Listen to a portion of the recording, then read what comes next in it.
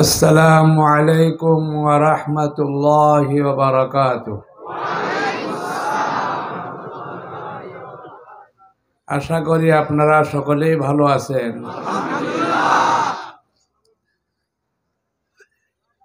অল্প কয়েক মিনিট আপনাদের সাথে কাটানোর চেষ্টা করব। আপনাদের সাথে সাক্ষাৎ করার সুযোগ আল্লাহ পাক করে দিয়েছেন, আমি এটাকে সৌভাগ্য মনে করি এবং আল্লাহ পাকের কাছে দোয়া করি, আশা করি এটা যেন নাজাতের উসিলা হয়ে যায়। মুসলমানের সাক্ষাৎ যেটা সবচাইতে বড় ইবাদত। আল্লাহ পাক আপনাকে, আমাদেরকে, সকলকে আল্লাহ পাক কবুল করে। আলহামদুলিল্লাহ, আলহামদুলিল্লাহ ওয়া কাফা ওয়া সালামুন আলা ইবাদিহিল্লাযীনা ইসতাফা, আম্মা বা'দ। فقد قال الله تعالى في كتابه العظيم: أعوذ بالله من الشيطان الرجيم. وما كان المؤمنون لينفروا كافة فلولا نفر من كل فرقة منهم ليتفقهوا في الدين ولينذروا قومهم إذا رجعوا إليهم لعلهم يحذرون. صدق الله مولانا العظيم. وقال عليه الصلاة والسلام: من قال لا إله إلا الله مخلصا دخل الجنة. قيل: وما إخلاصها يا رسول الله؟ قال: أن تحجزه عن محارم الله، أو كما قال عليه الصلاة والسلام. দু একবার দুরূদ শরীফ পড়ে নেই। আল্লাহুম্মা সাল্লি আলা সাইয়্যিদিনা ওয়া মাওলানা মুহাম্মদ ওয়া আলা আলিহি ওয়া আসহাবিহি ওয়া বারিক ওয়া সাল্লিম। আলহামদুলিল্লাহ, কোরআন হাদিসের কথা বলার মতো যোগ্যতা আমার মাঝে নাই। যা কিছু দু এক কথা শিক্ষা করেছি উস্তাদের পক্ষ থেকে, সেগুলো রিপিট করতে, দোহরাইতে চেষ্টা করব। হাদিস কোরআনের কথা তো উলামায়ে কেরাম বয়ান করবেন, এটা তাদের দায়িত্ব। আমি যাই সামান্য কিছু শিক্ষা করেছি উস্তাদের পক্ষ থেকে, তাই আপনাদের সামনে পেশ করতে চেষ্টা করব, এই আশায় যে এগুলো শুনলে হয়তো কারো উপকারেও আসতে পারে। ওয়াযাক্কির ফাইন্না যিকরা তানফাউল মুমিনিন। নসিহত পেশ করো, কোরআন হাদিসের আলোচনা পেশ করো, আল্লাহর বড়ত্ব মহত্ব পেশ করো। যাদের মধ্যে ইমানের নূর রয়ে গেছে, আল্লাহ পাকের আরশে মুআল্লার সাথে নূরানি কানেকশন রয়ে গেছে, তারা উপকৃত হবে। আজকে দুনিয়াতে ইসলামের কথাগুলো অস্পষ্ট হয়ে গেছে। সঠিক তথ্যগুলো পেশ করার মতো লোকের অভাব। প্রথম যুগেই বলেছেন, যাহাবাল উলামা ফালাম ইয়াবকা ইল্লাল মুতাআল্লিম। উলামায়ে কেরাম যারা ছিলেন তারা নবীর সাহাবী। নবী করিম সাল্লাল্লাহু আলাইহি ওয়াসাল্লামের কাছ থেকে যারা কোরআনের ব্যাখ্যা শুনেছেন, শিখেছেন, তারাই উলামা। এখন দুনিয়াতে যারা বাকি আছে তারা ছাত্র। তাদের ভিতরে সীমিত জ্ঞান, সীমিত চর্চা তাদের মধ্যে পাওয়া যায়। তারা প্রকৃতপক্ষে আলিম বলা চলে না। তাই আজকে যদি কোনো মানুষ দুনিয়ার সমস্ত লাইব্রেরিগুলো মুখস্থ করে নেয়, সমস্ত কিতাবের হাফিজ হয়ে যায়, তাকেও আলিম বলা চলবে না, তাকে সাহিবে মালুম বলতে হবে। কিতাবে আছে জানাশোনা বিষয়বস্তু। ইলমের সম্পর্ক আল্লাহ পাকের সাথে। আল্লাহ আলিম। কি কোন আল্লাহ পাকের একটা নাম আছে না, আলিম? আমরা মানুষের নাম রাখি আব্দুল আলিম, মানে আলিমের বান্দা। ইলম ওইখান থেকে আসবে, বই কিতাবে ইলম নাই। বই কিতাবে জানা বিষয়বস্তু লেখা আছে। ইলমকে সংরক্ষণ করার রাস্তা তিনটা। আসবাবুল ইলমি সালাসা। আমরা সবাই পড়ি, যারা মাদ্রাসায় পড়াশোনা করে সেখানে এই কথাটুকু পড়ানো হয়। যে শিক্ষার সোর্স তিনটা, তিন মাধ্যমে জ্ঞান অর্জিত হয়। তার মধ্যে একটা হইতেছে পাঁচ ইন্দ্রিয় হাওয়াস, সেগুলো বহুত শর্ত সারায়েতের মাধ্যমে কিছু উপকৃত হয়, মানুষ কিছু শিখতে পারে। কিন্তু শর্ত সারায়েত যদি না হয় সেখানের থেকেও তারা উপকৃত হইতে পারে না। যেমন চোখ সঠিক দেখে না, গাড়িতে যাইতে থাকলে মনে হয় দূরের গ্রামগুলো দৌড়তেছে, আসলে কি গ্রামগুলো দৌড়ে? তো চোখ তো ঠিক দেখতেছে না।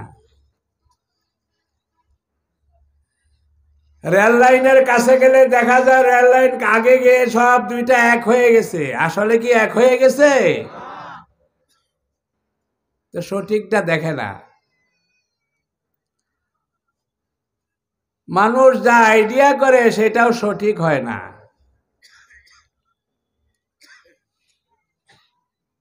তাই পাঁচ ইন্দ্রিয়ের মাধ্যমে যে জ্ঞান অর্জন করা হয় খুব সীমিত, শর্ত সাপেক্ষ, খুব অল্প সামান্য। দুই কথা একটার সাথে শোনা যায় না। কয়েকজনের কথা বললে চুপ করো, একজনেরটা শুনি, কি কর?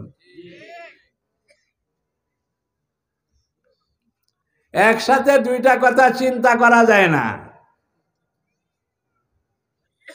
তাই পাঁচ ইন্দ্রিয়ের মাধ্যমে প্রথম মাধ্যম যেটা জ্ঞান অর্জনের, সেটা খুব সীমিত সংকীর্ণ। কথাটা বুঝতে পারতেছেন কিনা? দ্বিতীয় মাধ্যম হইল আকল।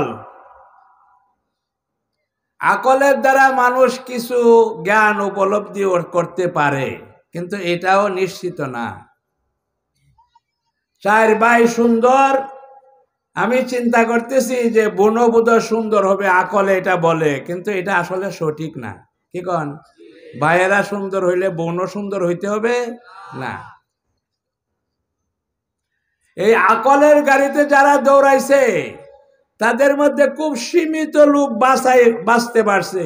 আকলের সমুদ্রে ডুব দিয়া বহুত মানুষ মারা গেছে। তাই বৈজ্ঞানিক, সায়েন্টিস্ট, জ্ঞান চর্চা যারা করে, সাহিত্যিক দুনিয়ার মধ্যে যারা জ্ঞানী নামে ডঙ্কা বাজায়, তাদের খুব কম সংখ্যক লোক হেদায়েত পেয়েছে। একজন সেই বৈজ্ঞানিকের মালিক আরিস্টোটল, সে বললে যে দেয়ার ইজ এ ওয়ান, সেখানে একজন আছে মালিক। এই কথার অপরাধে যে তুমি আবার স্বীকার করো একজন মালিক আছে, তোমার মতো অপরাধী আমাদের ময়দানে আমাদের সাথে চলাফেরা করতে পারবে না। তাকে তার 24,000 অনুসারী সহ হত্যা করে দুনিয়া থেকে মিটাই দিয়েছে।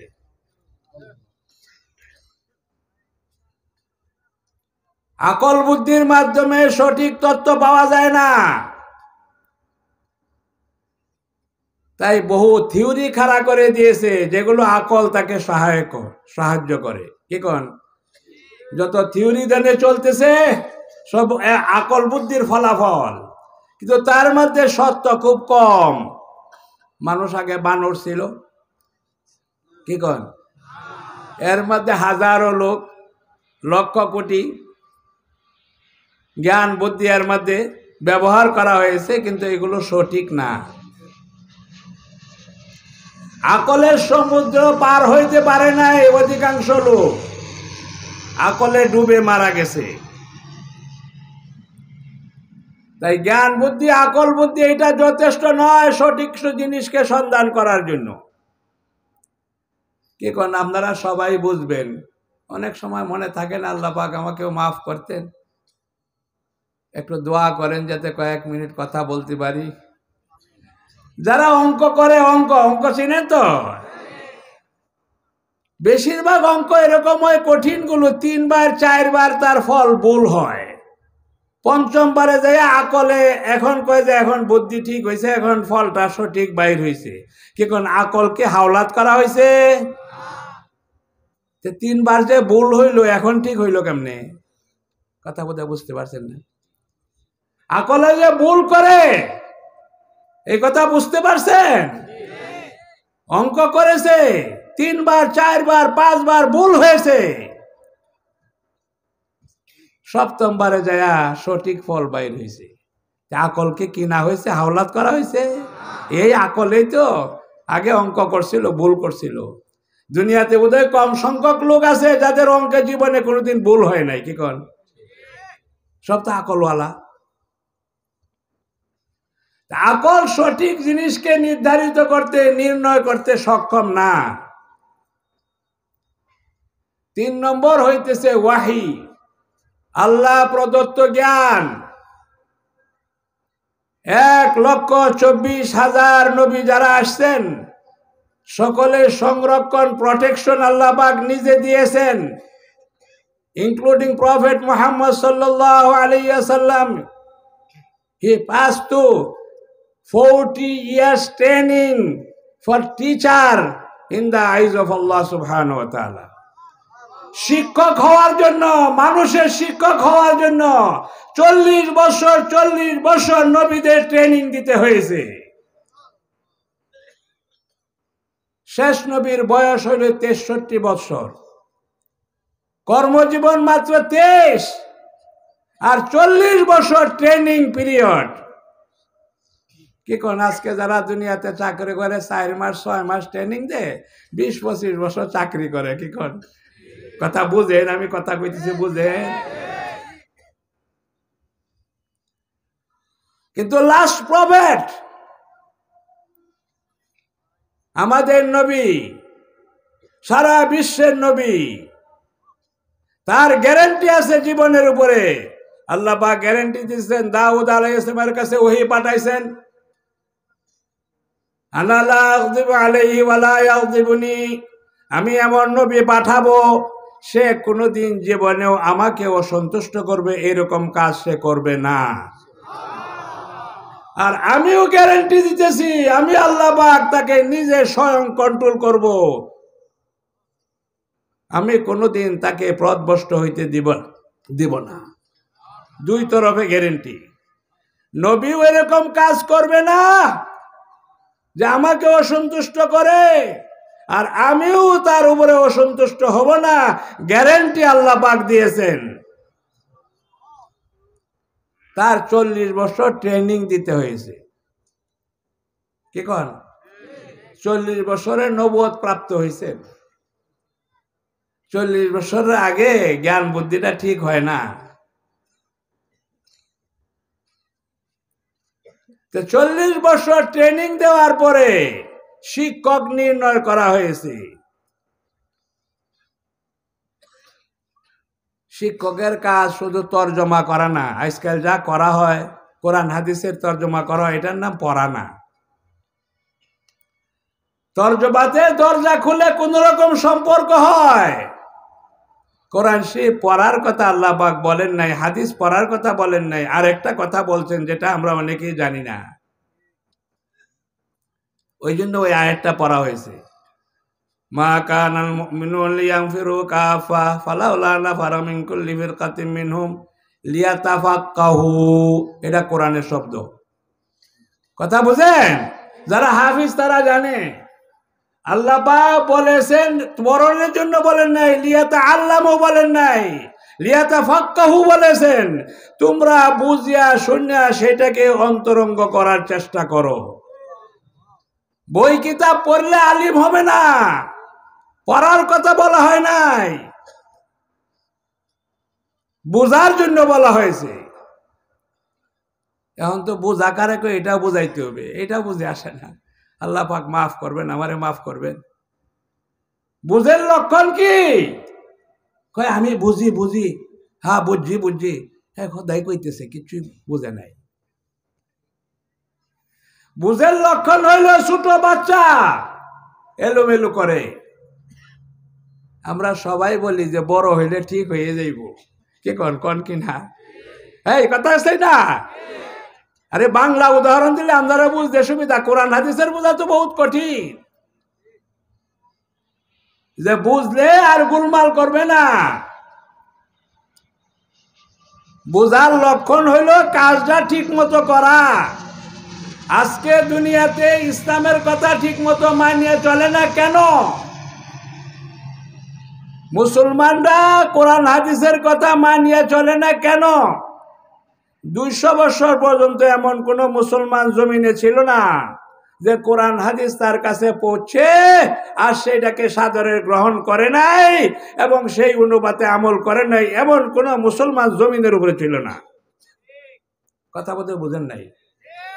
আরে আমরা তো মুসলমান না, এখন নামে মুসলমান, কিছু সামান্য একটা সম্পর্ক, আসলে মুসলমান না। কথা বুঝেন ভালো করিয়া। 200 বছর পর্যন্ত জমিনের উপরে এমন কোন মুসলমান ছিল না যে কোরআন হাদিসের কথা শুনিয়া নিয়মিত আমল করেন না, সাদরে গ্রহণ করেন না, দিলে স্থান দেয় না, এমন কোন মুসলমান মাটির উপরে চলাফেরা করতো না। একটা কিতাব আছে, আমাদের দেশে তো অনেক কিতাব নাই, মিশকাত নামে একটা কিতাব আছে, তার ভূমিকার মধ্যে 13টা কিতাবের নাম আছে। একটা কিতাবের নাম আছে দারিমি, এগুলো বহুদিন আগে লেখা হয়েছে, 181 হিজরি। কি কন 181 অনেক আগে না? হ্যাঁ, 181 হিজরি, ওইখানে তার জন্ম। সেখানে একটা অধ্যায় আছে, এখন যেটা কোনো বই কিতাবের অধ্যায় নাই, বুখারী, মুসলিম, তিরমিজি, আবু দাউদ, এটা অধ্যায়ের মধ্যে আর পাওয়া যায় না। বাবু উকুবাতি মান বালাগাহু হাদিসুন নবী সাল্লাল্লাহু আলাইহি ওয়াসাল্লাম ফালাম ইউআযিমহু ওয়া লাম ইউআক্কিরহু। কোরআন হাদিসের কথা কারো কাছে পৌঁছার পরে সে যদি সেটাকে সাদরে গ্রহণ না করে তাহলে তার কি শাস্তি হবে, এটা বয়ান করা হয়েছে। কথা বলতে বুঝছেন না? অন্তর ওয়াজ শোনার জন্য আসছেন সবাই, ফোন বন্ধ রাখেন, সব ফোন ব্যবহার করার নিয়ম জানতে হবে। মসজিদের ভিতরে ফোন বাজে, মসজিদের ভিতরে ফোন বাজা কবিরা গুনাহ। মসজিদে ঢোকার আগে ফোন বন্ধ করতে হবে। মাইক যে কোনো জায়গায় ব্যবহার করা যাবে না, যেখানে দরকার এতটুকু ব্যবহার করা যাবে। এখন তো 8 মাইল 1 মাইল দূরে যায়, মাইকের আওয়াজ দেয়, তুই সব গুনাহ কামাই করতেছে। কারণ যারা ওয়াজ শুনবে তারা তো আশেপাশে আয়সা শুনবে, এই জন্য 8 মাইল 1 মাইল দূরে আওয়াজ দেওয়া যাবে না, জোরে আওয়াজ করা গুনাহ। আজকে তো মাইকের ব্যবহার জানা নাই, ফোনের ব্যবহার জানা নাই। মসজিদে ফোন নিয়ে ঢোকা নিষেধ। যদি আওয়াজ হয় কতজন মানুষের নামাজ নষ্ট হবে, এটা কবিরা গুনাহ, এটার জন্য আলাদাভাবে তওবা করতে হবে। মসজিদে তো টেলিফোন আনা যাবে না, ব্যবহার করা যাবে না, এটা কঠোরভাবে নিষেধ। এমবেসিতে নিষেধ, হসপিটালে নিষেধ। ফোনটা কারিয়া রাখে দেখি কোন আছে কিনা, নাই। মসজিদে ফোন ব্যবহার করে কেমনে? এখন তো আমাদের অবস্থায় দেখা যায়, একামতের আগেও ফোন, সালামের পরেও ফোন, কি কোন আছে কিনা? আমাদের এনে বোধহয় নাই, ওই এলাকার মানুষ সবাই পরহেজগার মাশাআল্লাহ। কিন্তু দুনিয়া জুড়ে এরকমই চলতেছে। কিয়ামতের আলামত, একামতের আগ পর্যন্ত ফোন, আবার সালাম ফিরাইলেই ফোন। হ্যাঁ, নামাজের জন্য আসছে কেন মসজিদে? মসজিদে আসা তো কোনো দাম নাই, আল্লাহর ধ্যান খেয়াল তার কিছু পয়দা হয় না। যাক, এটা আনুষঙ্গিক কথা। সেখানে বলতেছিলাম, আল্লাহ পাক তার কোরআনে বলতেছেন যে তোমরা বাইর হয়ে যাও, আল্লাহ রাস্তায় গিয়ে দিন শিখো। শিকার কথা কয় নাই, বুঝিয়া শুনিয়া অন্তরঙ্গ করো। লিয়াতাফাক্কাহু, এনে বহুত হাফিজ আলিম আছেন, আপনারা সাক্ষী দিবেন। যদি বুঝিয়া শুনিয়া আলিম হয় তার লক্ষণটা কি? একটাও কোরআন হাদিসের খেলাফ কোনো কাজ জীবনেও করবে না। কানু কিতাব আল্লাহ ইয়ামশুনা আলা ওয়াজিল আরদ।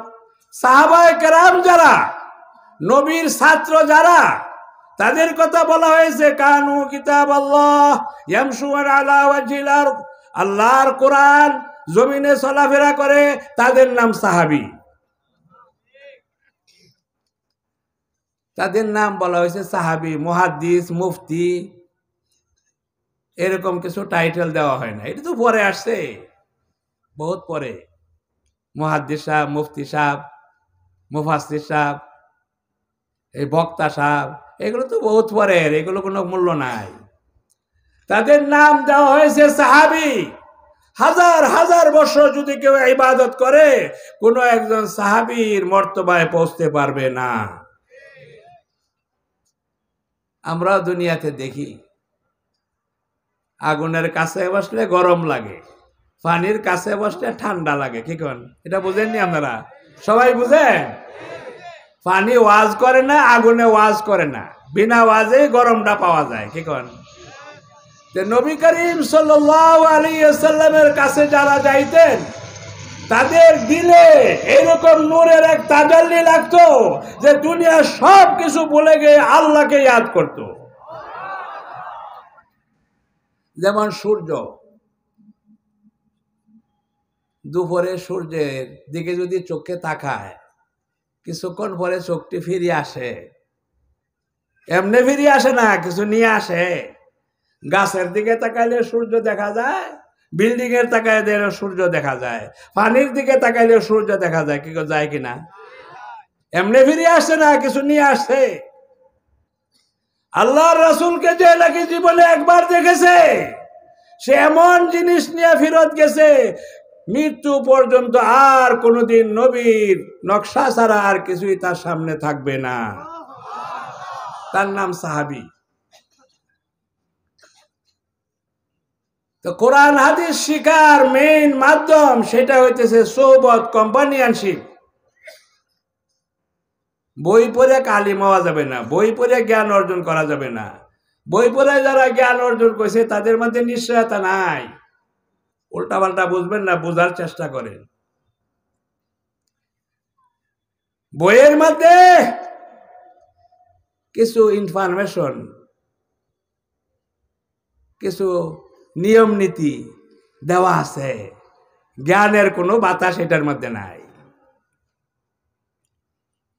জ্ঞান তো আসবে আল্লাহর কাছ থেকে, আল্লাহ আলিম। যাক, যেই কথা বলতেছিলাম, এখানে তিনটা জিনিস আছে সংক্ষিপ্ত ভাবে। তোমরা বাহির হয়ে যাও, বাহির হওয়ার সাথে সাথে সমস্ত সৃষ্টি তোমার জন্য, তোমার পক্ষে দোয়া করবে। একজন ছাত্রের কারণে যে রহমত নাজিল হয়, সারা বিশ্বের সমস্ত পশু পাখি প্রাণী কীট পতঙ্গ সবাই তার দ্বারা উপকৃত হয়। আল্লাহর রহমতের দরিয়ায় জোশ আছে যে একজন ছাত্র বাহির হয়েছে পড়াশোনা করার জন্য, সকলেই তার জন্য দোয়া করো, সে যেন কামিয়াব হয়, যার দ্বারা আমরা সকলেই উপকৃত হইতে পারি। এখন ব্যাপারী চিনেন তো আপনারা? বিয়া শাদী করছেন না কিছু? হ্যাঁ, ব্যাপারী সবাই চিনে। ব্যাপারীতে অনেক আনন্দ হয়, দাওয়াত ছাড়াও যদি কেউ যায় তারেও খাওয়াই দেয়। কি করেন? আসেনি? ব্যাপারের আনন্দ উল্লাস। একজন ছাত্র যদি কোরআন হাদিস শিক্ষা করার জন্য ঘর থেকে বাইর হয়, সারা দুনিয়ার সৃষ্টির জন্য ব্যাপারীর চেয়ে বেশি আনন্দ হয়ে যায়। সবাই দোয়া করতে থাকে যে এর কারণে যে রহমত নাজিল হবে, আমরা সকলেই উপকৃত হব। তো বুঝিয়া শুনিয়া পড়া লাগবে। একটা মনে রাখেন, লিয়াতাফাক্কাহু, বুঝিয়া শুনিয়া পড়ো। তার কাজটা কি, দায়িত্বটা কি? লিয়ুনজিরু কওমাহুম, যে আলিম হবে, যে কোরআন হাদিস বুঝিয়া পড়বে, তার দায়িত্ব হবে নিজের দলের মানুষ, দেশের মানুষ, রাষ্ট্রের মানুষকে বুঝাইয়া শোনা সবাইকে সৎ পথে উঠাইয়া দিবে। শুধু ছাত্র পড়াইলে দায়িত্ব পড়া হবে না। 1,24,000 নবী আসছেন, সমস্ত নবীদের ছাত্র ছিল প্রথম বয়স্ক পুরুষ, বই কিতাব ছিল না। আপনার মতো বোড়া জোড়া মানুষ যত আছে সব ছাত্র ছিল। এখন আমরা বোড়া মানুষের ছাত্র বানাইলে অনেক গুলমাল, অনেক প্রশ্ন করে, অনেক কথা আছে, অনেক কোয়েশ্চেন আছে। এখন ফুলামান বানানো তো খুব সহজ। নবীদের ছাত্র ছিল বয়স্ক পুরুষ। কি করেন আপনারা? শুনছেন না সাহাবায়ে কেরামের কথা? আবু বকর রাদিয়াল্লাহু তাআলা আনহু হুজুরের সমবয়স্ক। তাদেরকে বলা হয়েছে লিয়ুনজিরু কওমাহুম, দলের লোককে, দেশের লোককে, জাতির লোককে, রাষ্ট্রের লোককে বুঝাইয়া তারা ভালো বানাবে। তাদের মেইন দায়িত্ব হইল দেশের লোককে, দিনকে বোঝায়া দিনদার বানানো। তাদের ফলাফল কি? এটা ওই আয়াতে আছে, এক আয়াতে, লাআল্লাহুম ইয়াহযারুন, যে দেশবাসী, এলাকাবাসী, গ্রামবাসী, মহল্লাবাসী যদি আল্লাহর হুকুম মাননেওয়ালা হয়ে যায়, গুনার কাজকে বর্জন করে, তাহলে আল্লাহ পাক পুরা এলাকার উপরে রহমতের বৃষ্টি বর্ষণ করবেন।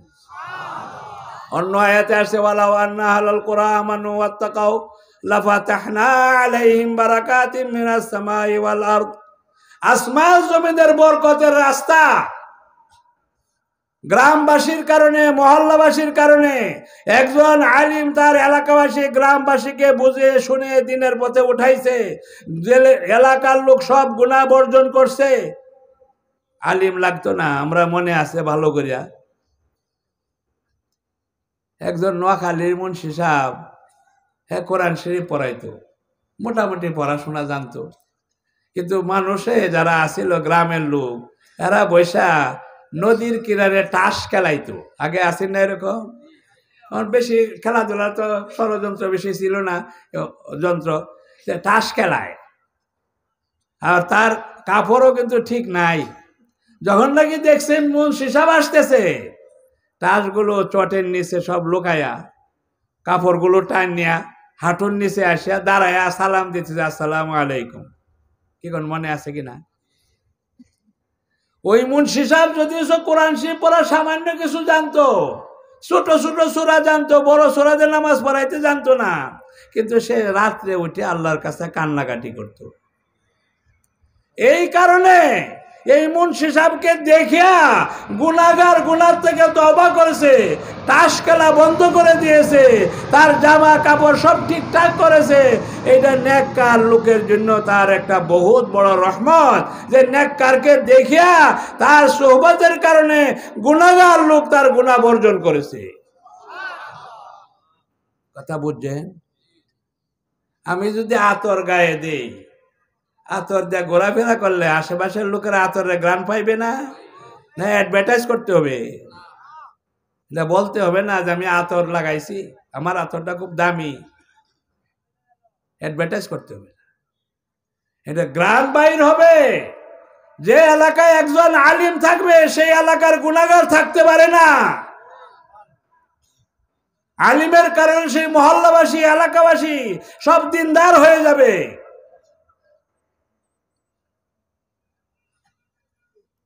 তার ভিতরে যে ইলমের নূর আল্লাহর পক্ষ থেকে আসছে। আমরা আর একটা ভুল কথা বলি, বলে সংশোধনী, কালিমা পড়ছে, ইমান আনছে, ইমান হয়ে গেছে ইমানদার, এটা ঠিক না। একটা কালিমার নাম আছে কালিমায়ে শাহাদত। কি কোন নাম আছে না? আছে কিনা জানেননি? দ্বিতীয় কালিমা আমরা যেটা বলি কালিমায়ে শাহাদত। শাহাদতের অর্থ কি? সাক্ষী দেওয়া। শাহাদতের অর্থ সাক্ষী দেওয়া, অর্থও তাই, আশহাদু আল্লা ইলাহা ইল্লাল্লাহ, আমি সাক্ষ্য দিতেছি আল্লাহ ছাড়া কোনো মাবুদ নাই, তিনি একা, তিনার কোনো শরীক নাই। কি কোন এর অর্থ না? আমি সাক্ষ্য দিতেছি, এটা ইমানের সাক্ষ্য, এটার নাম ইমান না। কথা বুঝেন না বুঝলেন? মামলা একটা আর সাক্ষী আর একটা না? মামলা সাক্ষী একটা। কি কন? হ্যাঁ, কথা বুঝেন নাকি আপনারা? মামলার নাম সাক্ষী, সাক্ষীর নাম মামলা দিয়ে দিছে। এনে ইমানের সাক্ষী দেওয়া হয়েছে। ইমান তো ভিতরে নূরানি কানেকশন, ইমানের কারণে চেহারা উজ্জ্বল হবে। মানুষ যদি ক্ষুধার্ত হয়, চেহারা দেখলে বোঝা যায়। কি কন? আপনারা বুঝুন না এটা? কি কন? কেউ যদি খুশি হয়, আনন্দে হয়, তার চেহারা ফুলিয়া উঠে। কি কন? চেহারার মধ্যে আনন্দটা বোঝা যায় না? একজন রাগ হইছে খুব বেশি, চেহারায় বোঝা যায় কিনা? ক্ষুধায় ক্লান্ত হয়ে গেছে, চেহারায় বোঝা যায়? সাক্ষী দিতে হয় না। আপনার ভিতরে যে ইমান আছে, ইমান যদি আপনার ভিতরে আসে, আল্লাহর বিশ্বাস আপনার ভিতরে স্থাপন হয়, আপনার চেহারায় সাক্ষ্য দিবে, আপনার চেহারা উজ্জ্বল হয়ে যাবে, জান্নাতি হয়ে যাবে।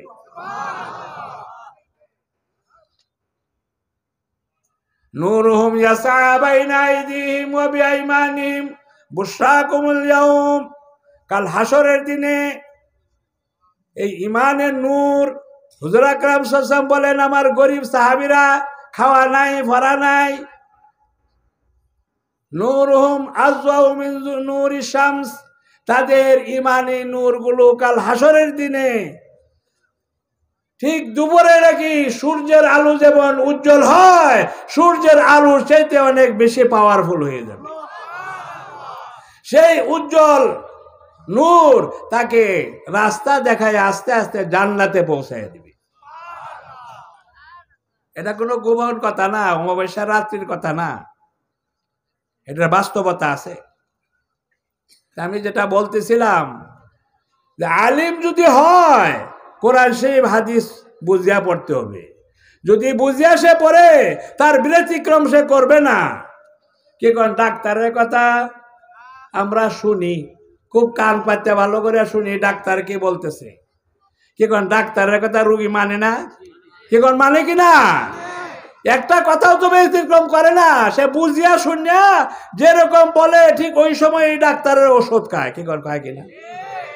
না তার জন্য আবার ওয়াজ করতে হয়। রোগী যদি ডাক্তারের কথা তার উপকারী মনে করে সবসময় নিয়মিত ভালো করে মানে, তা আমরা আলিমের কথা, কোরআনের কথা, হাদিসের কথা শুনিয়া মানতে পারি না কেন? আমরা বুঝি না, এই জন্য আমাদের এই দুর্দশা। কি কোন বুঝতে পারছেন কিনা?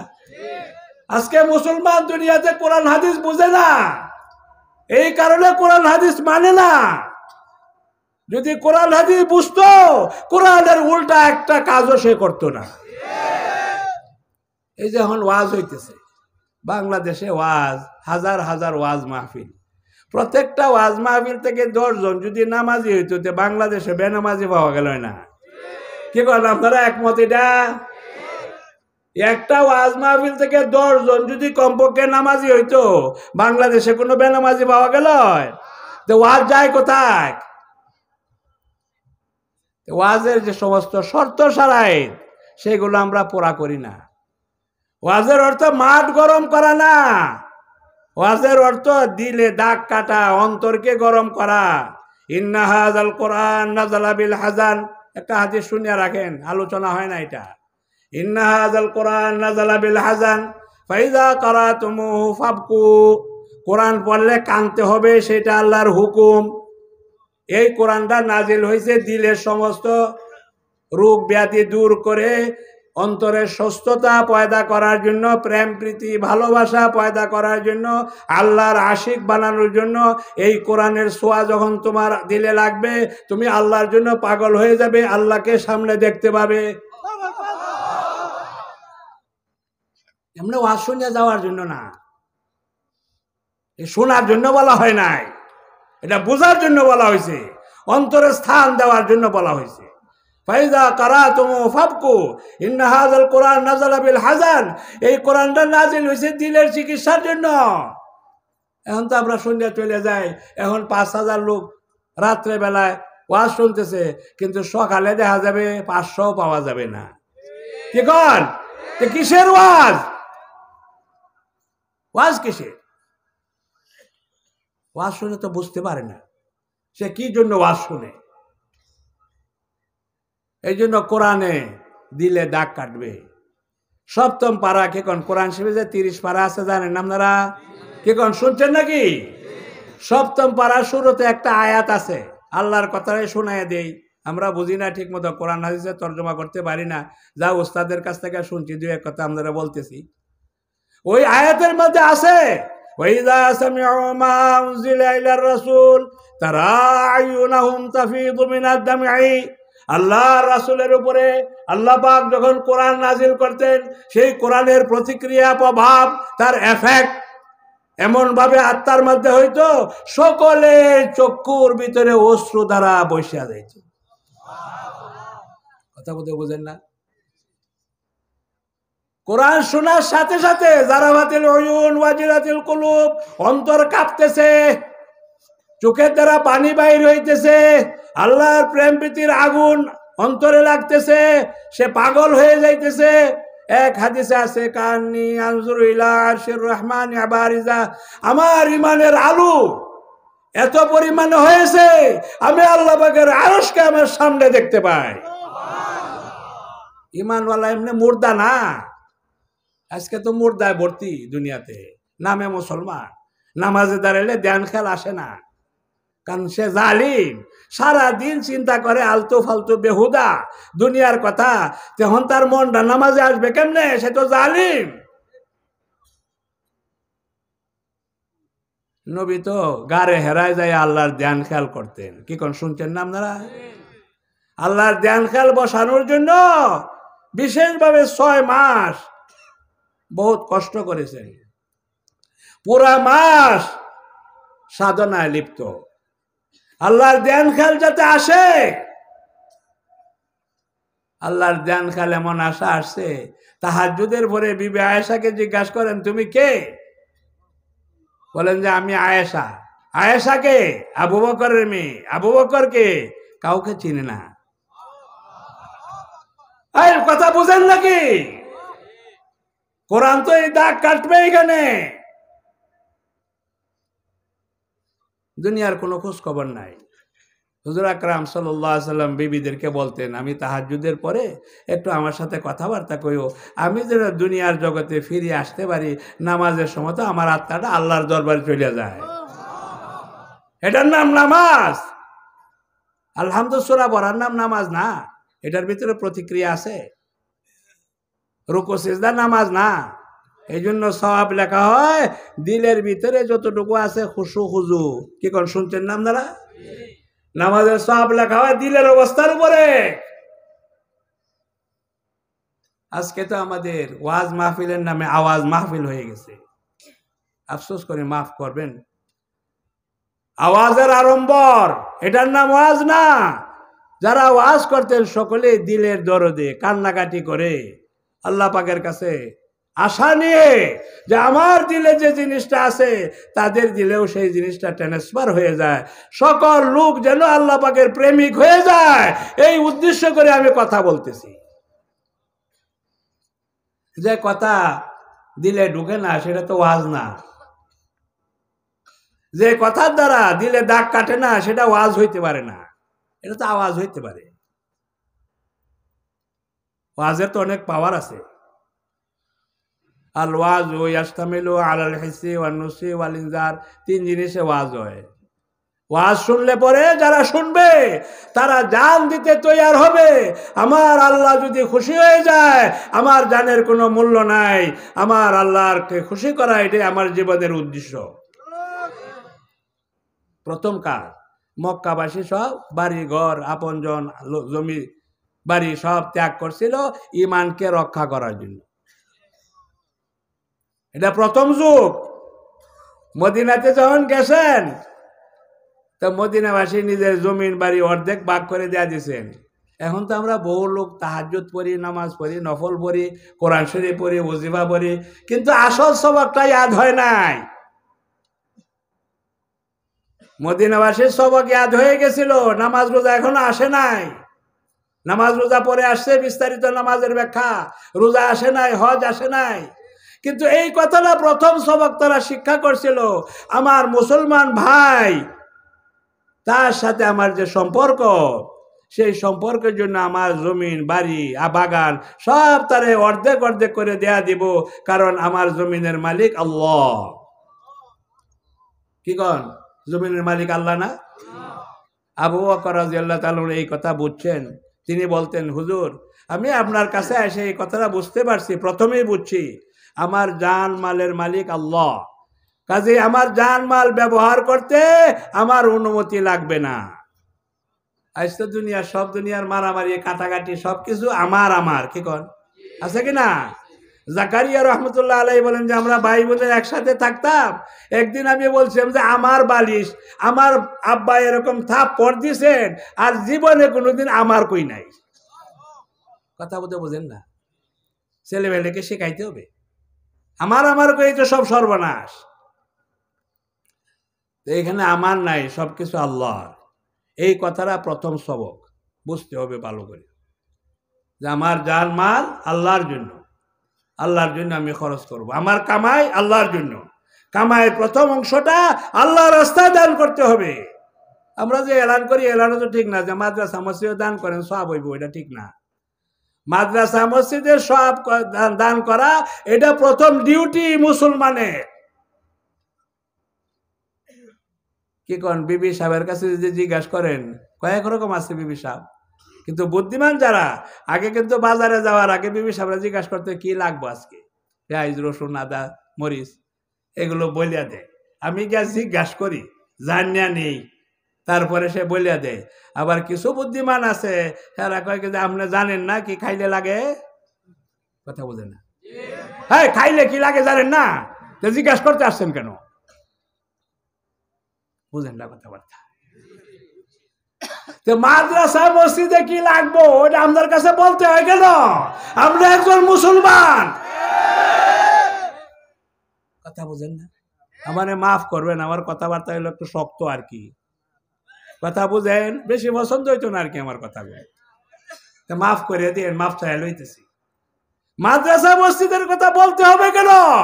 আমরা একজন মুসলমান, আমাদের প্রধান দায়িত্ব, আমাকে আল্লাহ পাক তৌফিক দিয়েছে, কিছু কামাই করছি, দিনের তাকাজাকে আগে পুরা করতে হবে।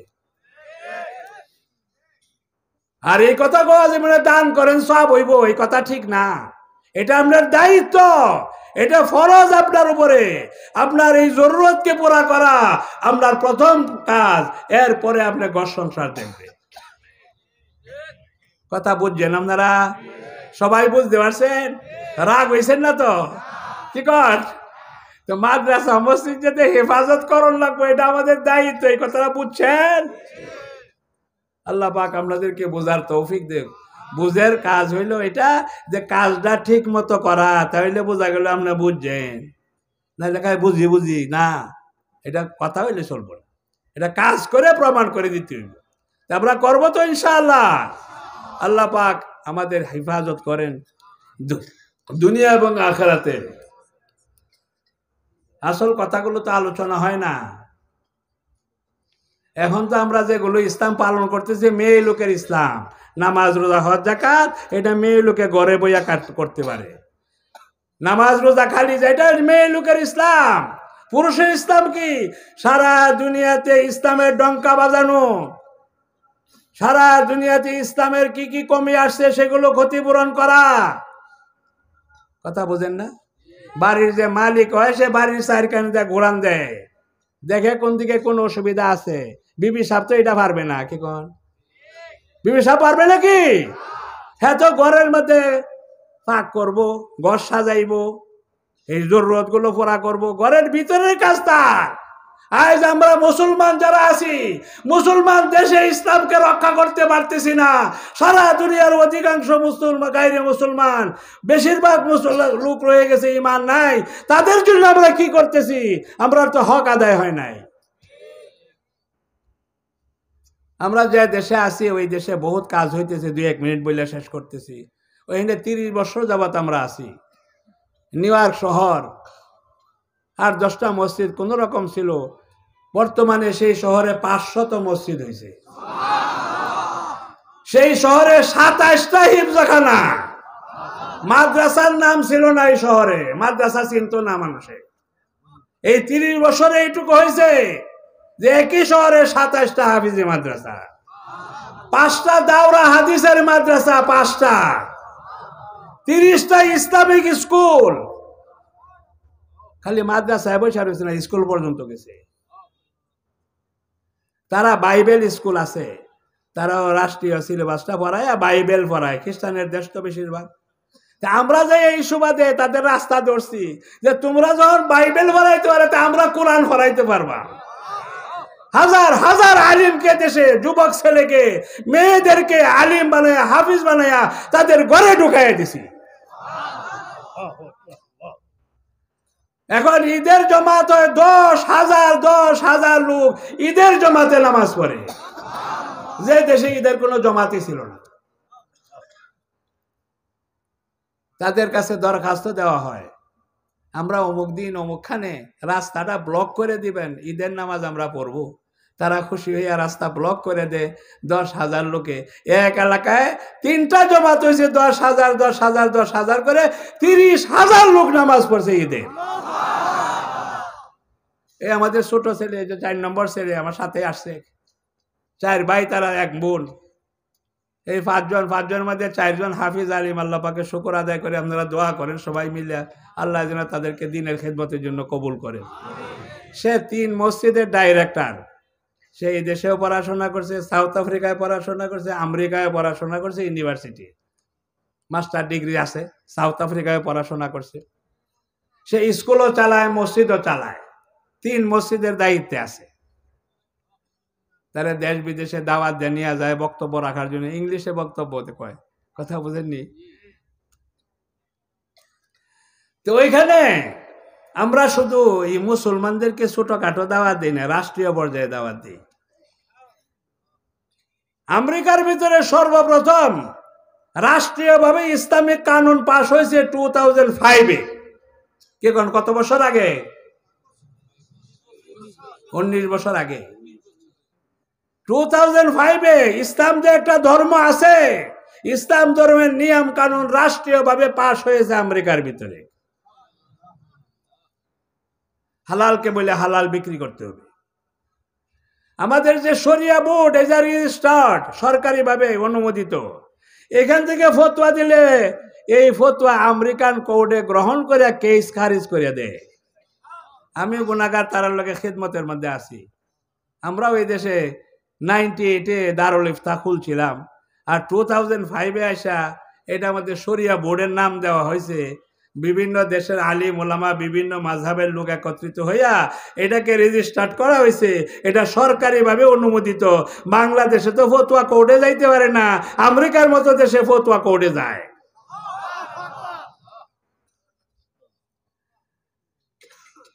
ওইখানে পুরা রাষ্ট্রের সরকারি যত অফিসার আছে, সমস্ত অফিসারদেরকে দিনের দাওয়াত পৌঁছানো হয়েছে। 3,500 গভর্নর, কাউন্সিলম্যান, মেয়র, যত রকমের সরকারি পদে আছে তাদের 3,500 লোককে 11 বছর পর্যন্ত ট্রেনিং দেয়া ইসলামের কথা বোঝানো হয়েছে। ইসলাম একটা সত্য ধর্ম, শান্তিপূর্ণ ধর্ম, এইটাই একমাত্র ধর্ম, মানব জাতির কল্যাণের জন্য আর কোনো রাস্তা নাই। ওযু করে দেখানো হয়েছে, গোসল করে দেখানো হয়েছে, নামাজ পড়ে দেখানো হয়েছে, হজ করে দেখানো হয়েছে, ইহরাম বাঁধে দেখানো হয়েছে। এগুলো সব সরকারিভাবে তাকে দেখানো হয়েছে। একবার দরখাস্ত করা হয়েছে প্রেসিডেন্টের কাছে যে আমরা জুমার নামাজ পড়িয়া তোমরা দেখাইতাম চাই। মুসলমানরা আমরা কি করি? তোমরা কও যে মসজিদ হইল সন্ত্রাসীদের জায়গা, কি কন? আমরা জুমার নামাজ পড়ে দেখাইতে চাই, কি করি আমরা? তো তারা আমরা অনুমতি দিচ্ছে যে তোমরা অমুক তারিখে নামাজ পড়তে হয়। 4-5 মাস সময় নিয়ে আমরা দেশের মধ্যে দাওয়াত দেয়া, হোয়াইট হাউসের সামনে, হোয়াইট হাউস কয় এই দেশের প্রেসিডেন্ট যেখানে বসে, কি কর নাম শুনছেন নাম দ্বারা কিছু? হ্যাঁ, প্রেসিডেন্ট ভবন, ওইটার নাম হোয়াইট হাউস। এটার সামনে একটা ময়দান আছে, 50,000 লোক একসাথে বসতে পারে। 50,000 লোক আমরা দাওয়াত দিয়ে সারা দেশ থেকে জমা করছি যে ঈদের নামাজ, জুমার নামাজ পড়ে দেখাইবো। আমেরিকার প্রেসিডেন্ট যেন জানতে পারে যে ইসলামের মধ্যে কোনো সন্ত্রাস নাই, শান্তিপূর্ণ ধর্ম। জুমার নামাজ পড়ে তাদেরকে আমরা দেখাই দিব। কথাবার্তা বোঝেন না? এগুলো আছে, ইন্টারনেটে তালাশ করলে পাইবেন, গোপন কথা না, এটা কারো ফগাটের কথা না। রাষ্ট্রীয় পর্যায়ে ইসলামের দাওয়াত চলে। এক জায়গায় মুসলমান সে গভর্নর হয়েছে, তারা নিয়ম হইল যারা খ্রিস্টান গভর্নর হয় বাইবেলকে দরিয়া শপথ করে, কি করেন আমরা ভাষা করে না যে ভক্তিপূর্ণ। তো সে মুসলমান হয়ে কয় যে আমি কোরআন ছুঁয়া শপথ করব। সারা দেশে তুলপার, কোরআন আবার কিসের, এটা আবার কেন হবে? সব গোলমালের পরে এটা অনুমতি দিতে বাধ্য হয়েছে।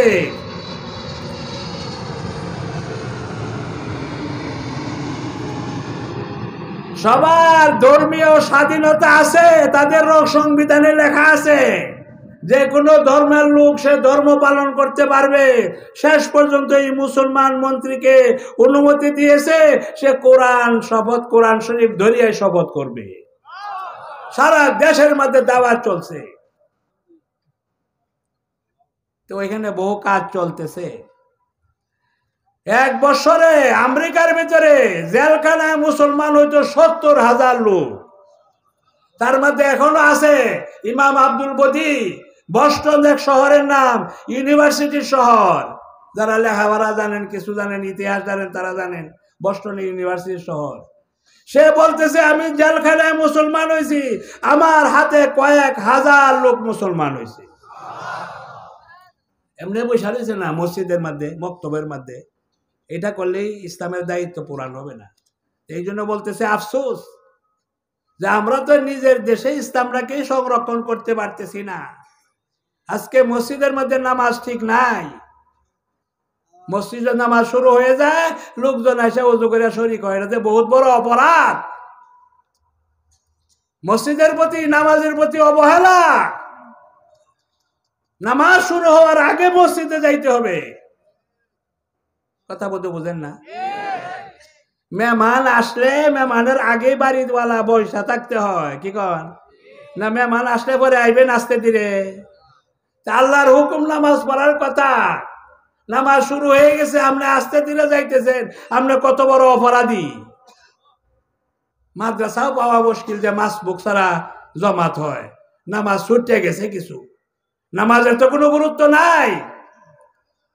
আর আমরা যারা তসবিহ পড়ি সুবহান রাব্বিল আযীম, সুবহান রাব্বিল আযীম তাড়াতাড়ি, এটা বহুত বড় গুনার কাজ। কথা আমরা এখানে শেষ করছি। আল্লাহ পাক যদি আমাদেরকে ইসলামের উপরে আমল করার তৌফিক দেয়, তো ও মুসলমানরা সারা দুনিয়ার ও মুসলমান হয়ে যাবে।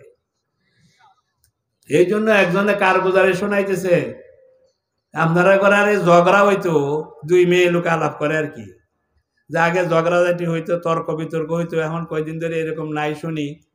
কি অবস্থা? তখন সে মেয়ে লোকে মুসলমান কইতেছে যে আমার স্বামীকে আমি তবলিগও ফাটাইছিলাম, হ্যাঁ বোধহয় কিছু শিখাইয়া টিখাইয়া দিছে, এখন আর ঝগড়াঝাটি করে না। এই কথা বুঝেন নাকি? আগে একটু লবণ কম হয়েছে, একটু পানি বেশি হয়েছে, একটু জাল হয়েছে, কত ঝগড়া, কি কন? লগে যে বিডি ছিল সে কিন্তু হিন্দু, সে বলতেছে যে আমার স্বামী রেখে আমি ফাটাইতে পারবো তারেও ভালো বানাইবার জন্য। কথা বুঝেন না? এটা কোরআন হাদিস না, এটা বাস্তব ঘটনা। আর যদি মুসলমান হয়ে যায়, মুসলমান যদি আল্লাহর আইন কানুন মানিয়ে নেয়, সারা দুনিয়ারও মুসলমান হয়ে যাবে। সবাই রাজি আছেন? মুখে মুখে বললে হবে না, বাস্তবতায় প্রমাণ করতে হবে। কালকে ফজরের দিন সবাই আমরা মসজিদের মধ্যে পাই, কি কন? আমরা নিয়ত করেন না? বলেন সবাই, ওয়াদা করেন, দোয়া করেন, আল্লাহর কাছে কান দিয়ে চান যে আল্লাহ পাক ফজরের নামাজ সবাইকে পড়ার তৌফিক দেয়। এটা 1 মিনিটে পরীক্ষা শেষ। ফজরের নামাজ সারা বছর ওয়াক্ত মতো কে পড়ে, এরকম লোক সংখ্যা কম। সারা বছরে ফজরের নামাজ কাজা হয়েছে না, এরকম লোক সংখ্যা কম পাওয়া যাইব। এটা কিন্তু 3 নম্বর, 3rd ক্লাস রাখেন হাতে। 2 নম্বরের ক্লাস হইল ফজরের নামাজ সারা বছর জামাতের সাথে কে পড়ছে, 2nd ক্লাস। কি কোন এরকম লোক সংখ্যা কম হইব না? 2nd ক্লাসেও কম, 1st ক্লাসে একবারে কমই পাওয়া যাইব।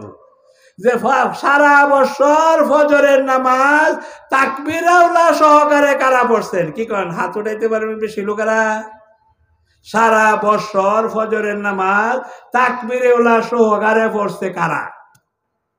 তার নামাজটা ঠিক হয়েছে, পুরা নামাজ হয়েছে। কিন্তু এখন তো বহুত গোলমাল। পরীক্ষা করলে তো সব ধরা পড়বে, কি করেন? পরীক্ষা কিন্তু হবে। কবরে গেলে আপনার বুকটা মধ্যে মেশিন বসাইবে, আপনার বক্তব্য আর জ্ঞান বুদ্ধি সেগুলো কাজ করবেন। আল্লাহ পাক আমাদের সবাইকে তৌফিক দেও। এই পরীক্ষাটা বুঝতে পারছেন আপনারা? সারা বছর ফজরের নামাজ কারা পড়ছে চেক করার দরকার না? এনে ওয়াজ কথাবার্তা না কই এই চেক করলেই তো কাজ হয় বেশি, কি করেন? রাগ হইবেন না? এই চেক করা দরকার নাকি? এই যে বড় বড় মৌলবী বই এসে চেক করে না কিছু, কি অবস্থা হইব? আল্লাহর কাছে জবাব দিব কি? আমি কি পড়াইলাম, ছাত্র কি শিখলো? কিছু চেকিং নাই, কিছু নাই, ফার্স্ট ফেল কিছু নাই, বেহে ফার্স্ট কি কন চলবো এই প্রতিষ্ঠান? চেক করে পাস করতে হইব। 3 নম্বরে 2 নম্বর হইলো জমাতের সাথে পড়ছে, 1 নম্বর হইলো পুরা নামাজটা পড়ছে তাকবীরুল্লাহ সহ। আমি মাফ চাই, আমাদেরকে মাফ করে দিবেন। আমি অনেক কিছু কমজোরি আছি, আল্লাহ আপনাদেরকে দেখলে খুব খুশি হয়ে যায়, খুশির কারণে বহু কথা বলে ফেলাই। আল্লাহ পাক আমাকেও মাফ করে, আল্লাহ আমার সুস্থতা দান করে, আরো কিছুদিন আমাদের খেদমত করতে পারি, এই জন্য আমাদের কাছে দোয়ার দরখাস্ত। সবাই দোয়া করবেন তো ইনশাআল্লাহ? দোয়া করবেন। এরা আমাদের ছাত্র, এরাও আলহামদুলিল্লাহ বহুত দিনের কাজ করতেছে, তাদের জন্য দোয়া করি আল্লাহ পাক যেন সমস্ত কাজগুলো সহিভাবে সুষ্ঠুভাবে আল্লাহ পাক আঞ্জাম দেয়া দেন। আমি সবসময় এখন একটু সালাম দেই, কেউ মুসাফার জন্য বীর করবেন না, সালাম দিয়ে আপনাদের সবার জন্য দোয়া করব, আমার জন্য দোয়া করবেন। আসসালামু আলাইকুম ওয়া রাহমাতুল্লাহি ওয়া বারাকাতুহু।